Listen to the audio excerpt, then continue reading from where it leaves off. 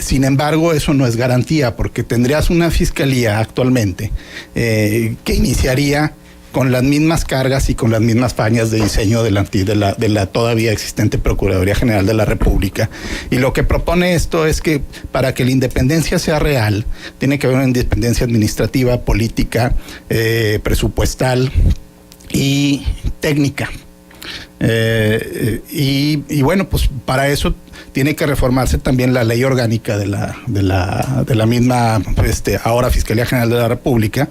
Tiene que promoverse órganos donde haya una mayor participación y contrapesos ciudadanos, como pudiera ser un consejo de ministerio público conformado por académicos, magistrados, ministros, gente de sociedad civil, que esté evaluando el trabajo del fiscal designado ahora por el Senado de la República, y el fiscal que a su vez le presenta a este consejo un plan de trabajo para lo que va a ser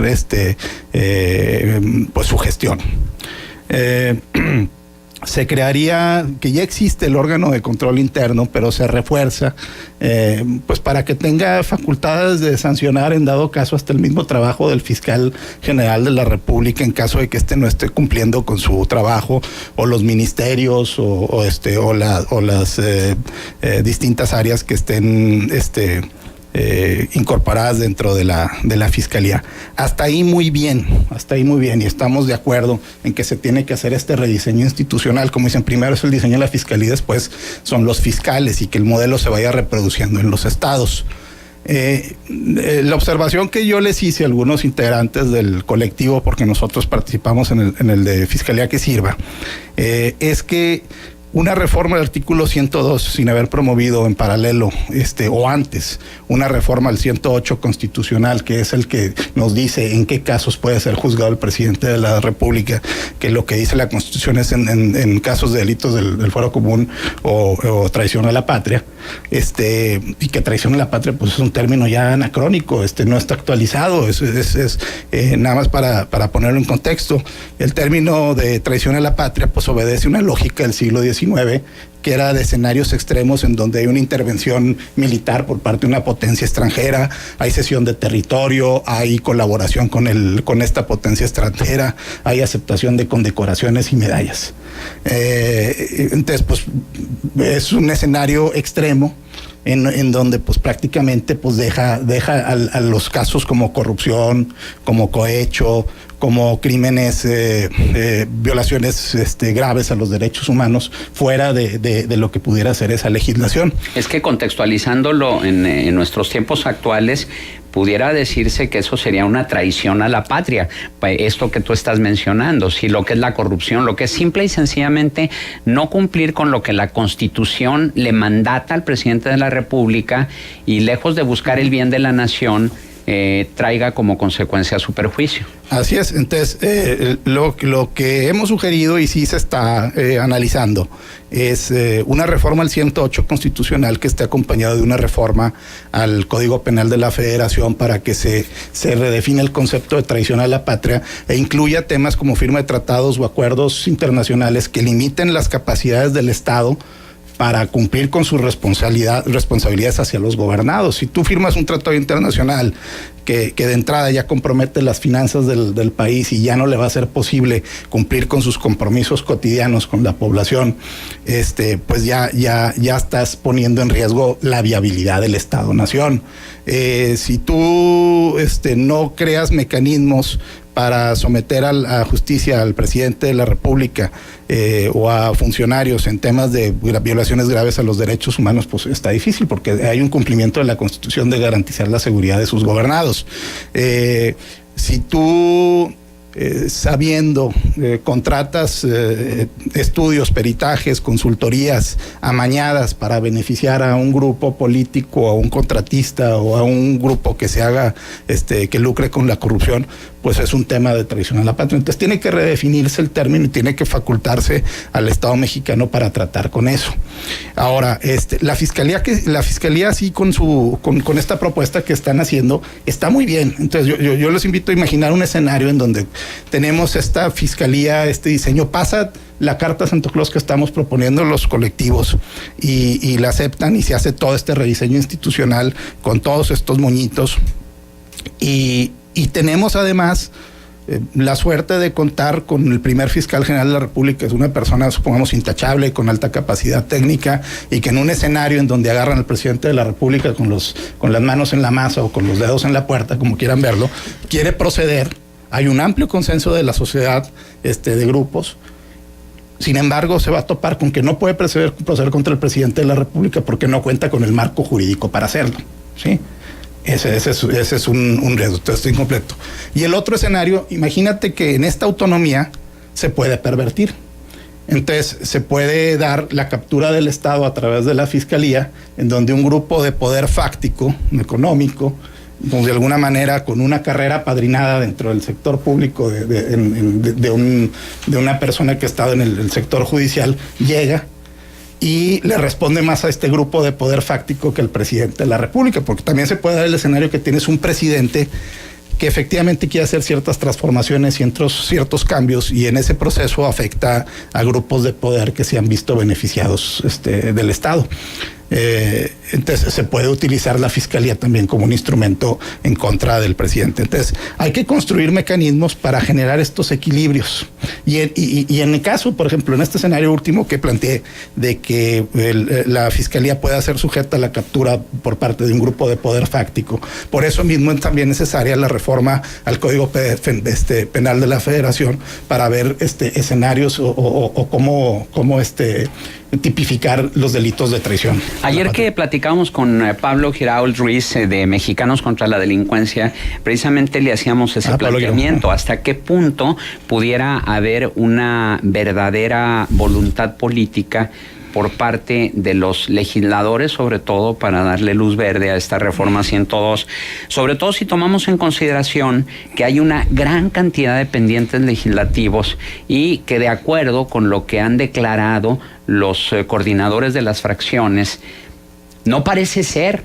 el de la Fiscalía que sirva una de sus prioridades. De hecho, están más enfocados hacia el proceso electoral del próximo 1 de julio que hacia otras cuestiones que deberían ser prioritarias para la nación, entre ellas precisamente esta reforma al 102, y ahora que tú lo mencionas, también la reforma al 108. Te preguntaría lo mismo, Julián. ¿Tú consideras que podría haber una verdadera voluntad política para sacarlo adelante, o privarían más los intereses del grupo de poder? Mira, yo creo que sí va a haber definiciones, declaraciones, que ya la está viendo de algunos, de decir, sí, estamos a favor de que sea la reforma al artículo 102 constitucional y una fiscalía que le sirva al país. Pero como dicen, prometer no empobrece, ¿no? En esta época de campañas, pues tienes candidatos encantadores, pero que ya después son servidores públicos, a veces deleznables, ¿no? Yo creo que va a estar en el discurso. Hay que medir los niveles de compromiso. Para ser franco, no creo que haya muchos. Podemos llevarnos la grata sorpresa de que alguien le avance, y en eso se están dando definiciones, pero creo que estas mismas inquietudes que ahorita comparto, de que se tienen que generar equilibrios en el 108, y también meter controles, tanto en el caso de que se pueda pervertir el uso de una fiscalía autónoma, son inquietudes que puede compartir la misma clase política, ¿sí? Entonces, mi sugerencia también para estos colectivos a la hora de promover estas iniciativas es reforzar con una estrategia paralela que cubra lo del 108 y un diseño institucional que no deje esos huecos para que se pueda pervertir el uso de la misma. Celebro el esfuerzo que se están haciendo, participamos en el mismo, hemos hecho ahí nuestras observaciones. Es muy bueno este ejercicio de una ciudadanía, pues, que arrastra el lápiz y que está entrando al tejido fino de lo que deben ser las propuestas, más allá de la idea en general, sino ya el trabajo en específico. Ahora, si no se da, porque la presión de estos colectivos es, no hay que pensar en que lleguen a gobernar. vamos a hacer estas propuestas desde ahorita y en base a las acciones y a las posturas que fijan, el electorado ya decidirá cuál es el candidato que le convence, no con discursos, sino con acciones y con el alineamiento entre la voluntad del candidato con la fracción parlamentaria que hay en las cámaras. Oye, Julián, pero al respecto a lo que tú estás diciendo, sí se hace mucho énfasis, es que no necesitas ganar para poder generar estas acciones. Así es. Y es aquí y ahora que tiene que haber la voluntad de que los legisladores modifiquen el 102 y que realmente vayan por una fiscalía autónoma. Así es. Por eso es que los candidatos, no con discursos, sino con acciones, y que estén acompañados de las fracciones parlamentarias de sus partidos para que desde ahorita empiecen a hacer eso.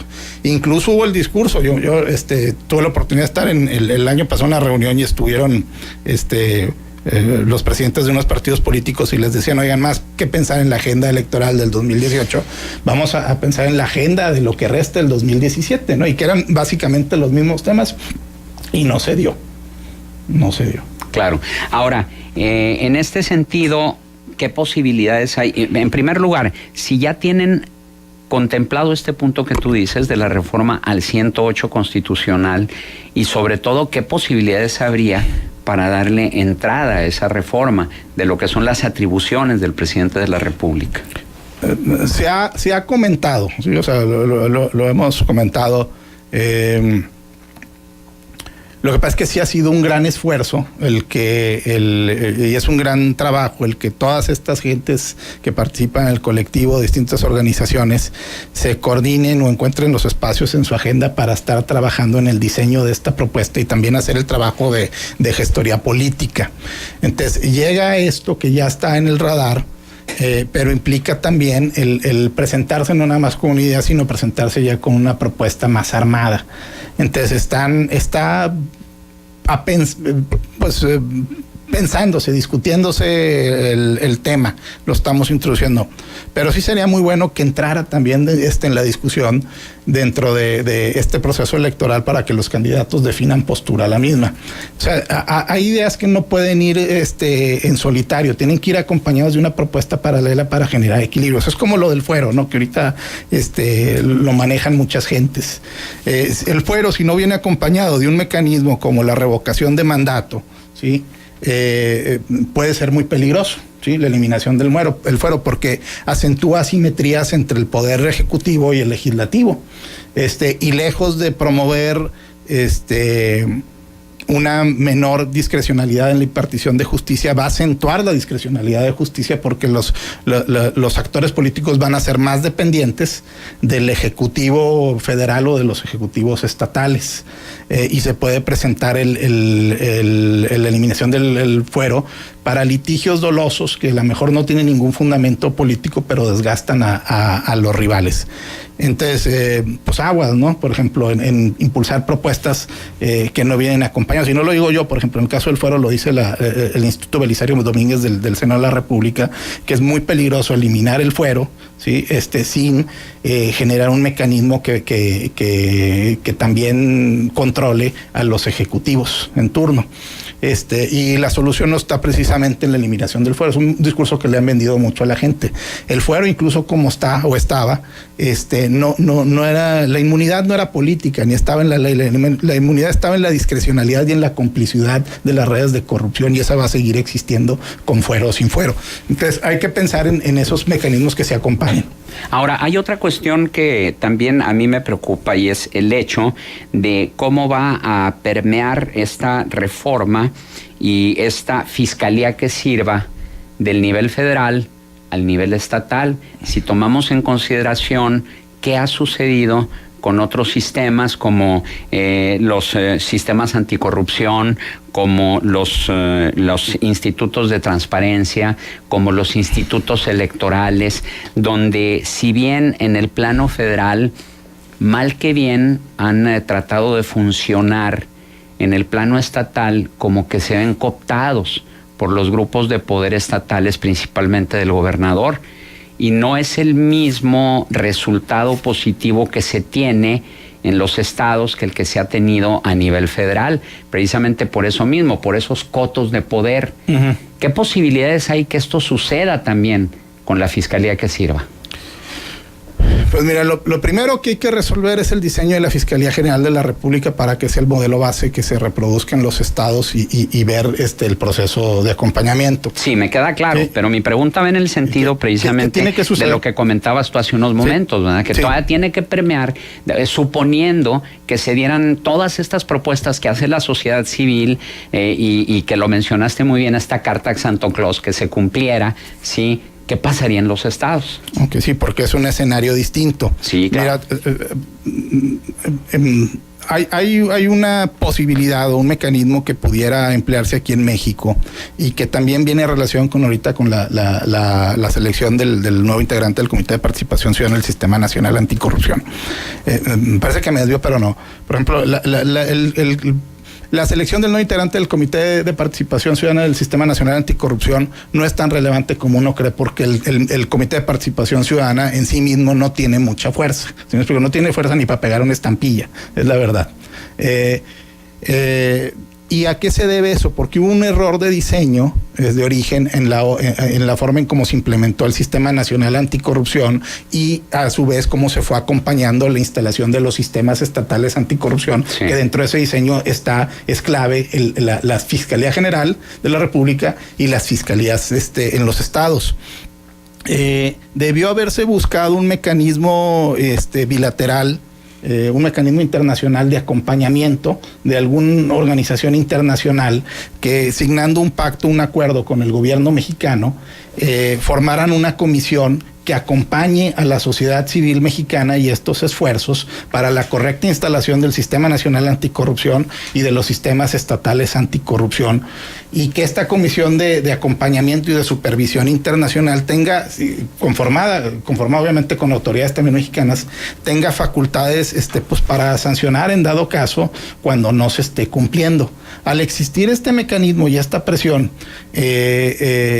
las posibilidades de que se instale correctamente los sistemas estatales anticorrupción y que se dé bien el nombramiento de funcionarios como vienen siendo los fiscales generales en los estados o los auditores, etcétera, pues hay mucho más posibilidades de que funcione y que cumpla su misión estos organismos.